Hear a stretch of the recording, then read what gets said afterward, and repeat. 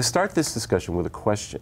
What type of city could put 2 sports stadiums up for auction to pay a relatively meager water bill? Well, that's exactly what happened in Baltimore. Last week, the Baltimore Sun reported that the city actually offered the right to foreclose on Oriole Park and Ravens Stadium to satisfy a disputed water bill. The move highlighted just how petty the city can be, critics say, and how policies like taking people's property for a small water bill debt are seriously flawed. Perhaps the whole ordeal is a metaphor for the seemingly futility of a city in general. We spend more on policing year over year, but crime goes up. We give big tax breaks to developers, foregoing billions in future revenues as our schools underperform. And it all begs the question, what's wrong with this place? To help me answer this question is a panel of the best journalists in town. Jane Miller is an award-winning investigative reporter for WBAL TV. Luke Broadwater is also an award-winning investigative reporter for the Baltimore Sun, who covers City Hall. And Taya Graham is a reporter for the Real News Network. Thank you all for joining me. I appreciate it. Thank you. But before we get started, let's watch a quick package from Taya. To get a sense of how Baltimore works, or doesn't, it might be helpful to start with a story about a park.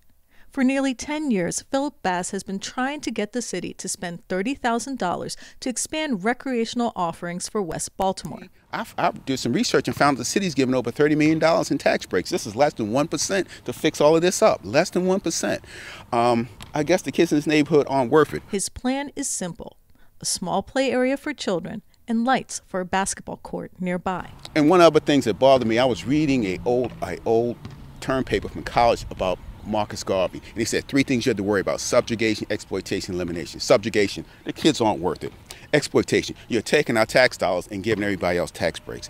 And elimination, when I spoke with the previous mayor about the situation, she cut me off on the telephone. He says it's a modest investment in the city's future. But despite his best efforts, it hasn't happened. It's a lack of attention to communal concerns that Bass says goes a long way to explaining Baltimore's seemingly intractable litany of social ills. You have kids that are 30, 40 years old, have never played, have gone to this elementary school right here, and have never played on the playground at recess. The city has invested heavily in policing and tax breaks to developers, with little to show for it. In fact, City Councilman Bill Henry has been forced to call a special hearing just to learn how much the city is on the hook. But it would be good to not just review these one at a time, but to see them in the perspective of what we have out there and where we are in it. A lack of oversight that he says speaks volumes. The council has been lax in not asking for a regular report. And a fact only made more obvious when the city mistakenly put up 2 publicly owned stadiums for auction over an unpaid water bill. Critics say it was a move that highlighted just how incompetent the city can be, and is why Bass says the city needs to rethink its priorities or continue to suffer the consequences of misguided strategies that still define its future. When I brought it up several years ago, I was like, oh, okay, but as I walk by here all the time, it really started to click, right? I said, wow, we can't even get a playground? I want to start about with the water bill situation. What happened, and what does this represent about the city's water bill situation? I mean, we have 2 stadiums that are up that the city puts in the auction. What does that mean? It's just so people understand it. Well, that's just the worst of the. There's been this problem of a system that was inaccurate for a long time, and now switching to a new system, and they're still plagued by inaccuracies and a lot of concern about it. But the issue, as you raised, and has been reported for years, is the taking of property to pay off a water bill, which now has been highlighted in grand fashion by, 2 stadiums, enormously valuable properties. $300 million properties. Absolutely easy. For Correct. a couple $1,000 water bill. Correct. And with Luke, you've written a lot of stories about water bills and how unfair. Is this sort of exemplary of the process, flaws in the process? Yeah, I mean, absolutely. Not only do you have the issue of erroneous water bills, these stadiums where you can't even legally sell their debt. So the city went ahead, not only did they give out a water bill, which may or may not be accurate, then they went ahead and put them in a tax bill. When they can't do that, they're prohibited from law from doing that. So it does underscore, lots of people are saying, many people in the city council are saying, if they can do this to the Ravens and the Orioles, imagine what they're doing to individual people. Yeah, to regular Joes in West Baltimore, East Baltimore. It really begs the question is, how would that happen? Right. If it's not supposed to happen, how does it happen? Didn't anybody at City Hall say, well, this Orioles Park, do you guys want to put this in the tax sale? Yeah, Doesn't correct. anyone like look it over? I mean, it talks about a sort of incompetence, right, and an insensitivity, I guess. Yeah, I mean, our reporter who looked at the tax sale found this within an hour of looking at the records. So clearly, either the people that were looking at this at City Hall weren't paying attention, or no one looked at it and they just dumped anybody with a perceived debt into the tax sale. And that's a problem for a number of issues. One, if you are a regular homeowner in Baltimore, companies from overseas, many times from other states, who come in and buy your debt, and then they add on a bunch of fees. So now you not only have to pay back the debt, which may or may not be accurate, given the reliability of the water billing system, but now all these fees on top of it. So somebody in Germany or Switzerland or Florida is now getting rich off of your debt, and you may end up losing your home, and now we have another vacant property in Baltimore and potentially a homeless person. So it seems to me that this creates a cascade of problems. Yeah, and Taya, this has been going on for quite some time. We're not talking about like this is yesterday's news. Right. I mean, City Comptroller Joan Pratt in 2012 did an audit where she found that the citizens of Baltimore have been overcharged by $7 million. And Luke brings up a great point. This tax debt is bought, and it can be a very small amount of debt. Your bill becomes delinquent at just $250 and paying 2 quarters late. It only takes, I think, as little as $500 for your debt to turn into a tax lien against your property. Now, considering we have 40,000 vacant homes, we have homeless people that we're unable to take care of, how can the city risk kicking more people out of their homes? well, and while the city is like messing up these water bills, they're considering bringing back the speed camera system, which is pretty controversial. What did the mayor announce last week, and what's going to happen? Well, she just awarded $10 million worth of contracts to Conduit and American Traffic Solutions. And they're going to handle our red light speed cameras, and Luke's written a lot about this. In their previous incarnation, they were incredibly inaccurate.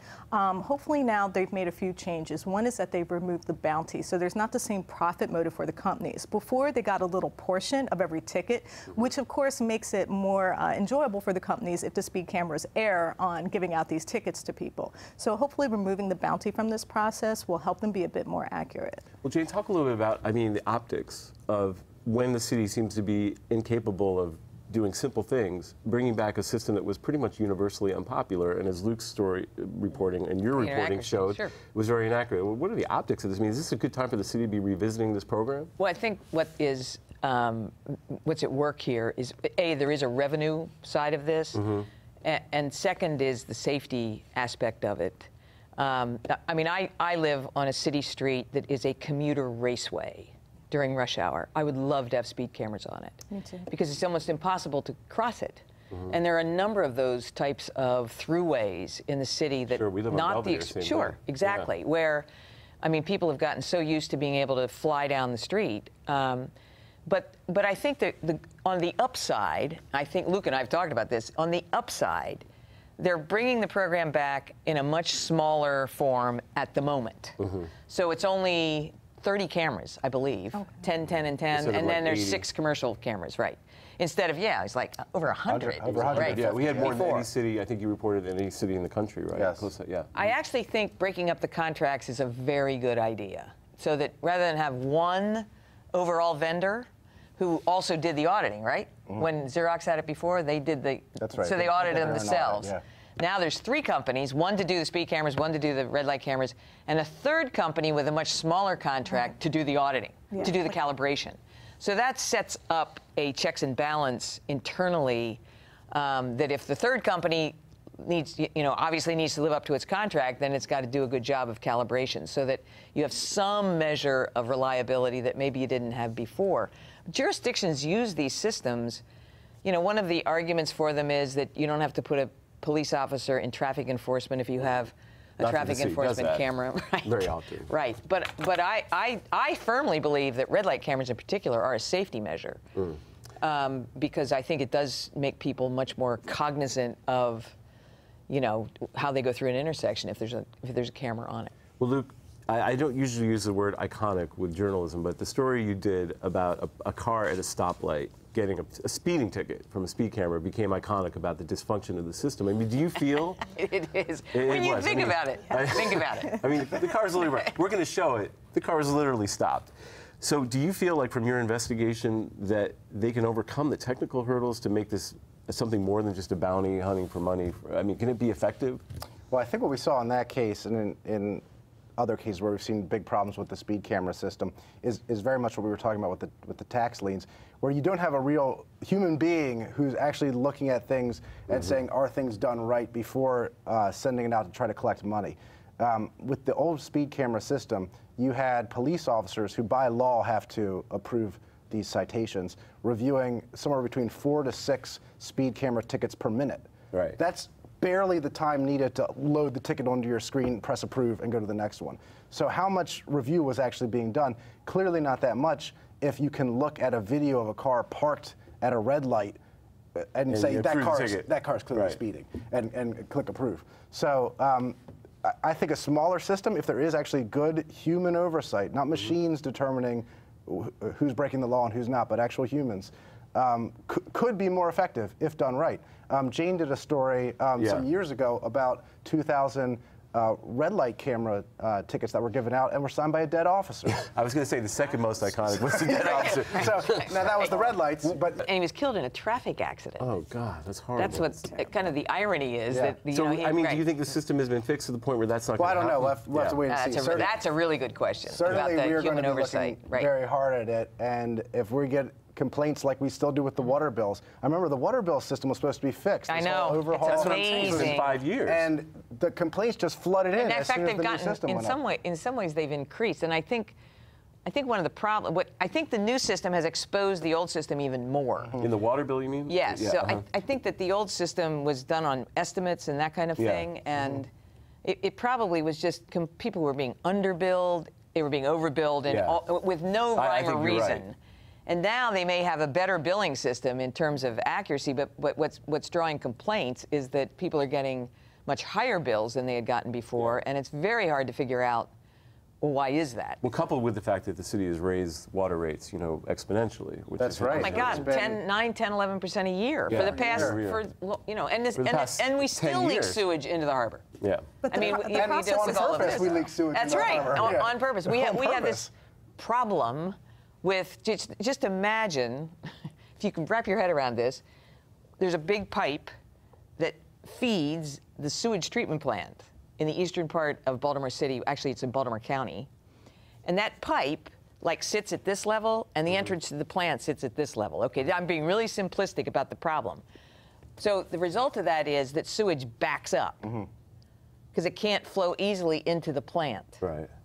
And during a rainstorm, with all the pressure on the stormwater system, et cetera, it causes it really to back up. And so they have two places in the city where they have relief valves, and they just eject sewage into the Jones Falls and one other place Yes. Oh, that's awful. relieve the pressure. That's the. Hey, look, I've had to struggle through physical science and all that stuff in college, but that's the layperson's explanation of the problem. When it rains too much, we purposely dump sewage into the harbor, so that it doesn't go into people's basements, so it doesn't back up into their homes, which has been a problem for a long time. So we're not going to be swimming in the harbor anytime soon. No, but just think about all of this. Is that here's a city that takes money from people in property tax and water rates. And cell phones. And cell phones and energy and parking, all these ways that the revenue gets collected by a jurisdiction. And it can't seem to get the most basic functions of municipal government down. No.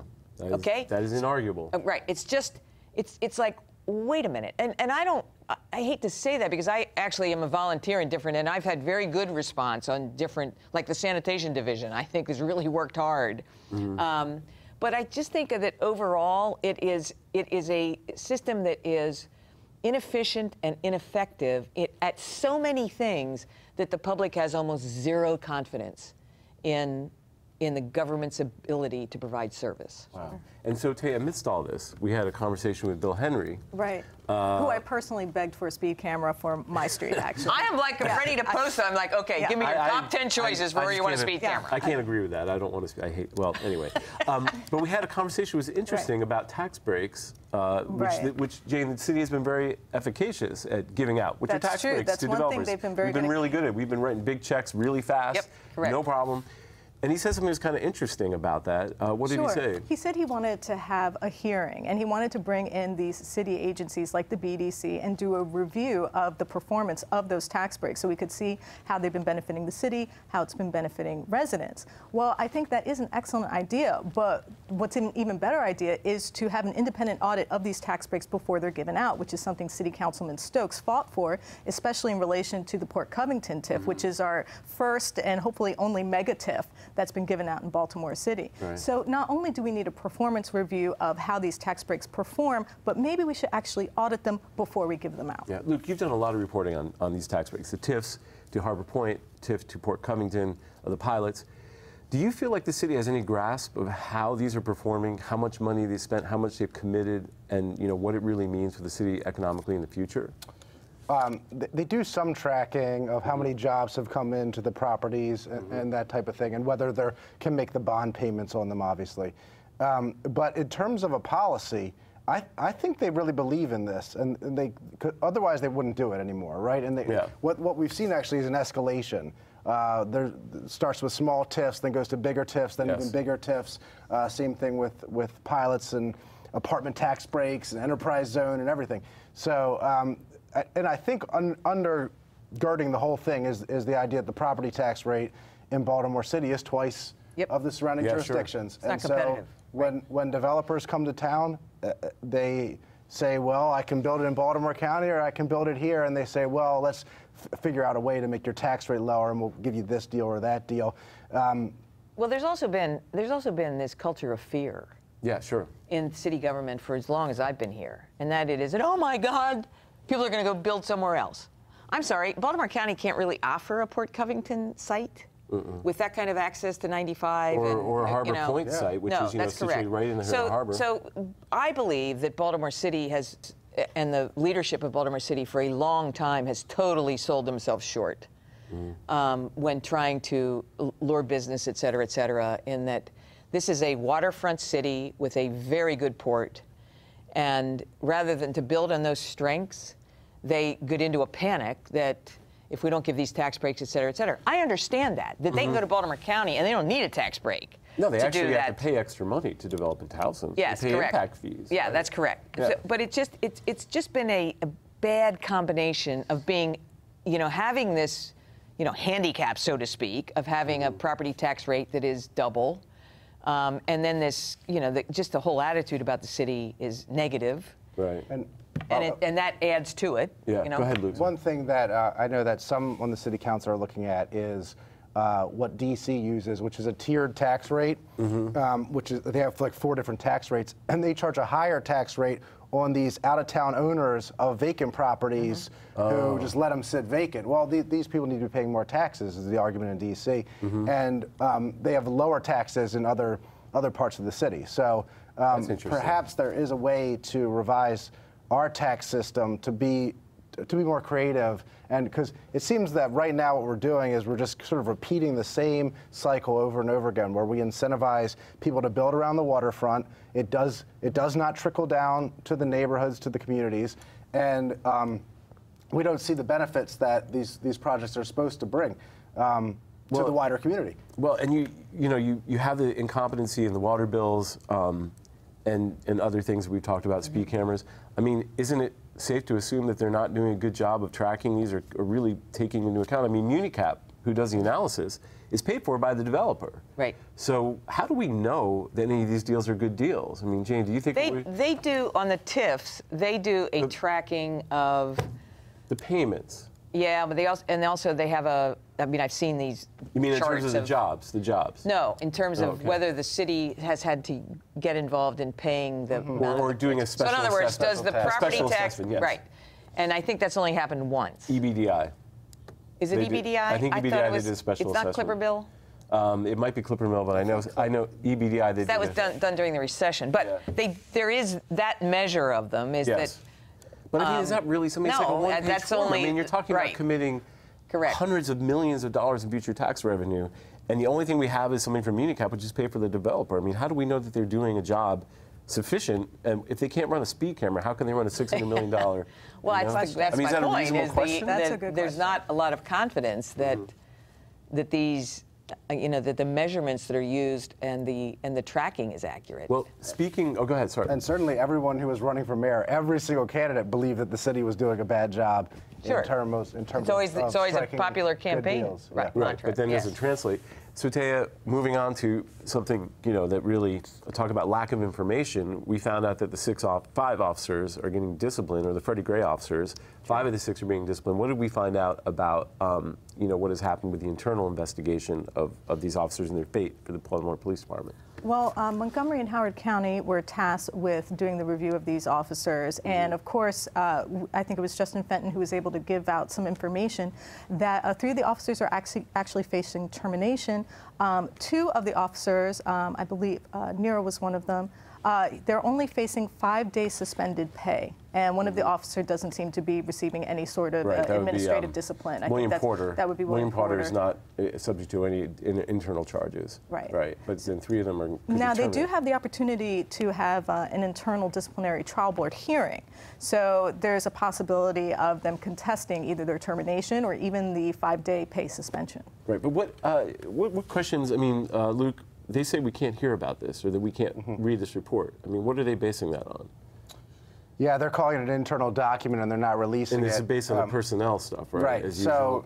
now what is interesting is these trial boards are going to be open because of the new state law. So we will actually get to hear in open court, so to speak, the arguments for and against these officers. So we'll get to see the reasoning there. If the officers ask for it, right? Oh, I think you're assured that Cesar Goodson, Alicia White, and if the commissioner takes Brian the Rice. recommendation to fire them, though, right? He doesn't have to do that. No, they have to. They are, well, they can accept. What my understanding of the way this has worked in Baltimore, and I would assume we're under the same, even though it was outside police agencies that did the investigation, is that they were served with what's a formal notification of allegations, and then it has a summary of punishment attached to it, which is to say, if you take this, we're done.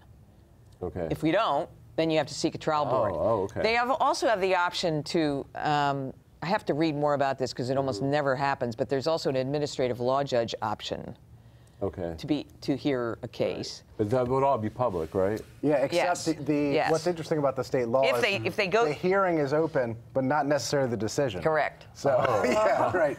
So you might sit through a whole court And I got to tell you, case, so I've done these stories recently. This is interesting, worth noting. I've done these stories recently about an incident in 2013 that was actually captured by our helicopter at WBAL-TV, in which there was a teenage car theft suspect, and he was in a chase, and he bailed out, and there were 4 cops that had him on the ground, and he was handcuffed, and another cop comes in and slaps him. You can see him slapping him on the video. Right. And that officer was adjudicated criminally, got a PBJ for a misconduct charge. And then he went through the internal process. And in fall of 2016, he was found guilty by the trial board of misconduct and excessive force. Recommendation of the trial board was termination, and a short time later, Commissioner Davis fired him. Now, I've been doing this story because he went to a circuit court judge, and the judge overturned it and ordered him reinstated. Right. That's why I've been doing the story. But the interesting thing is that this whole process is public because of his appeal of the right. But so think of the bar that's set. Here you've got an officer who slapped a kid 4 times. Kid was not hurt seriously, et cetera, and he's fired. Okay? Nobody died. There was no, it was a misconduct and it was essentially a second-degree assault. Those were the criminal charges that were brought in the case. But think of the bar that sets. You have an officer who was fired for slapping a kid 4 times. Or Officer Riviere was fired, the officer who... yelling at the kid on the skateboard. And he also put him in a chokehold. And they upheld it. And they said Commissioner Bielefeld had the right to fire him, even though the trial board had only recommended, 2-day suspension? Yeah, 2-day suspension, yeah. So it is ultimately up to Davis, I think, even if these trial boards come back and say, you know what, you guys win, Davis could still say, not if they're found not guilty. Not if they're found not guilty?